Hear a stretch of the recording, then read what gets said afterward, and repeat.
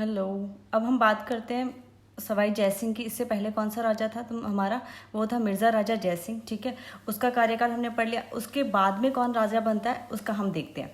ये सबसे बड़ा राजा है जो सवाई जयसिंह है। ठीक है, अब जो इतने मोटे मोटे राजा हैं वही देखेंगे, छोटे छोटे बीच में आते रहते हैं, वो इतना इंपॉर्टेंट नहीं है, वो क्वेश्चन इससे बनता ही बनता है। तो इसका कार्यकाल कहाँ से शुरू होता है? तुम्हारा 1700 से स्टार्ट होकर 1743 तक। ठीक है, थोड़ा सा मैं इंग्लिश मीडियम हूँ तो हिंदी मीडियम में कोई गलती हो जाए तो देख लेना प्लीज़।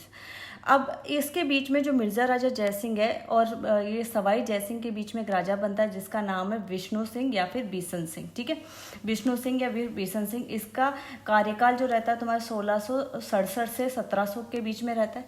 और ये क्यों इंपॉर्टेंट है, इसकी एक चीज़ हमें देखनी, जो आमेर का दुर्ग है ना उसकी किलेबंदी की थी उसने। क्या किया था? रैम्पार्ट और जो बाउंड्री बनाते हैं तो मतलब किले को मजबूत किया था इसी राजा ने। तो आमेर का जो रैम्पार्ट है या फिर किलेबंदी का काम इसी बीसन सिंह या फिर विष्णु सिंह ने किया था। इसके बारे में इतना ही जानना था। अब हम बात करते हैं सवाई जयसिंह के बारे में। ठीक है, सवाई जयसिंह। तो सवाई जयसिंह में क्या था? सवाई, इसकी उपाधि किसने दी थी इसके बारे में देखते हैं। ठीक है, सवाई है जयसिंह, तो इसमें पहले हम है तो से 7 मुगल राजाओं का काल देखा था इसने। और मुगल राजा कैसे? हमने देखा कि औरंगजेब 1707 में मर जाता है। उसके बाद छोटे छोटे जो इनका कोई संभालने वाला होता नहीं है तो छोटे छोटे राजा रहते हैं। तो सवाई जयसिंह ने 7 मुगल राजाओं का काल देखा था, 7 मुगल राजाओं का काल देखा था और 5 इसने वेधशाला या फिर ऑब्जर्वेटरीज खोली थी। तो 7 मुगल राजा, 5 ऑब्जर्वेटरीज। ठीक है, एक तो दिल्ली में, फिर जयपुर, मथुरा, उज्जैन और वाराणसी। ठीक है, सबसे बड़ी जयपुर वाली है, बनाई पहले दिल्ली में थी लेकिन सबसे बड़ी जयपुर वाली। अब देखो मतलब इतना बड़ा राजा रहा है ये जिसने दिल्ली तक कब्जा किया, मतलब वहाँ पे मुगल सल्तनत के एरिया में जाकर अपना उसने ऑब्जर्वेटरी मतलब वेधशाला तक बना ली। मतलब राजा तो कोई बड़ा ही होगा ऑब्वियसली। ठीक है, अभी हम बात करते हैं सवाई की उपाधि इसको दी किसने थी? इसको दी तो औरंगजेब ने थी। ठीक है, औरंगजेब ने इसे उपाधि दी थी। लेकिन औरंगजेब ने इसका नाम असली में नाम क्या था? इसका भाई जो असली में नाम था ना, जो रियल नेम था वो था विजय सिंह। विजय सिंह। अब हमें ये बताया कि भाई विजय सिंह इसका रियल नेम था, तो हम ये कहते हैं विजय सिंह तो उसके भाई का नाम था। भाई का नाम नहीं था। इसका जो नामकरण वाला काम है ना ये औरंगजेब ने किया था। औरंगजेब ने क्या किया कि एक बार नहीं दरबार में गया हुआ था, दरबार में बैठा हुआ था ये जयसिंह। तो वहाँ पे कोई बात हुई तो उसके अंदर इसकी जो कहते हैं ना बात करने का जो तरीका था वो बहुत ज़्यादा ही अच्छा था, मतलब इतना इंटेलेक्चुअल टाइप ने बात की। तो तब औरंगजेब ने कहा कि जो पहले वाला मिर्ज़ा राजा जयसिंह था ना तो उससे भी सवाया है, मतलब कोई भी चीज़ एक्स्ट्रा है तो उससे भी सवाया है, मतलब उससे भी तो बहुत ज़्यादा गुणी है।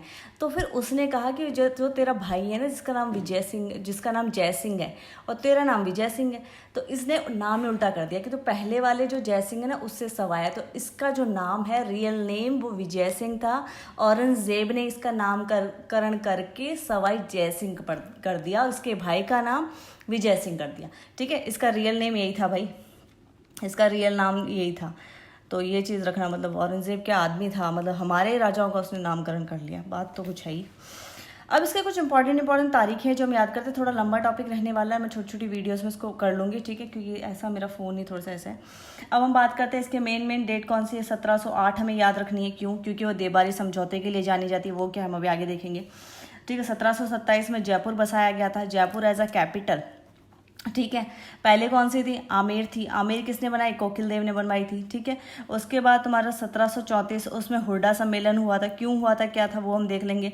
और सबसे लास्ट में होता 1740 जहाँ पे अश्वमेध यज्ञ करवाया था। अब ये कहोगे भी अश्वमेध यज्ञ ये राजा कोई, हमने तो एशियंट में पढ़ा था। ठीक है, बहुत पुराना इतिहास रहा, ऋग्वेद में करते थे तुम्हारे अश्वमेध यज्ञ, लेकिन ये राजा बहुत इंपॉर्टेंट है भाई। इसने क्या किया था? अश्वमेध यज्ञ किया था। और हिंदू के अंदर या हम कहते हैं भारत में जो लास्ट अश्वमेध यज्ञ हुआ था वो इसी ने करवाया था। अब देखो कितना ज़्यादा इसने अपने एम्पायर को एक्सपैंड किया है, क्या राजा रहा होगा अपने टाइम के अंदर। इसके हम स्टोरी पढ़ते हैं पूरा का पूरा। तो इसके जो अचीवमेंट रहे हैं तुम्हारे कल्चरल अचीवमेंट भी बहुत अच्छे रहे हैं, वो हम आगे देखेंगे। जब ये ऑब्जर्वेटरीज खोल देता मतलब ज्ञाथा था, इसने किताब भी लिखी थी, हर चीज़ में इसने ट्रांसलेशन भी करवाया था, बहुत सारी चीज़ें इसमें इंक्लूड होती हैं। अब हम स्टार्ट करते हैं इसके बारे में कि राजा कैसे बना, क्या है पूरी कहानी। ये तो इसका ओवरव्यू था पूरा का पूरा।